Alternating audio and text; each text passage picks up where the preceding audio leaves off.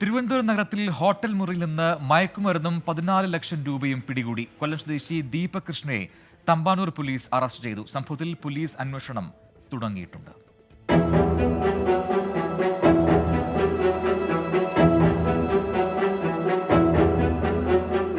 തമ്പാനൂർ പോലീസിന് ലഭിച്ച രഹസ്യ വിവരത്തിന്റെ അടിസ്ഥാനത്തിലാണ് തിരുവനന്തപുരം നഗരത്തിലെ ഹോട്ടലിൽ പരിശോധന നടന്നത്.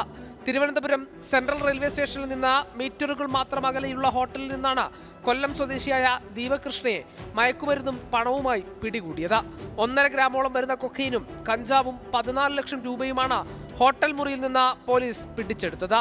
മയക്കുമരുന്നിന്റെ ഉറവിടം സംബന്ധിച്ച അന്വേഷണം പോലീസ് ശക്തമാക്കിയിട്ടുണ്ട്. കഞ്ചാവ് ഉൾപ്പെടെയുള്ളവ വിൽപ്പന നടത്തി ലഭിച്ചതാണ് 14 ലക്ഷം രൂപ എന്ന് പോലീസ് സംശയിക്കുന്നു. അന്തർ സംസ്ഥാന മയക്കുമരുന്ന് ലോബികളുമായി പ്രതിക്ക് ബന്ധമുണ്ടോ എന്നതും പോലീസ് അന്വേഷിക്കുന്നുണ്ട്.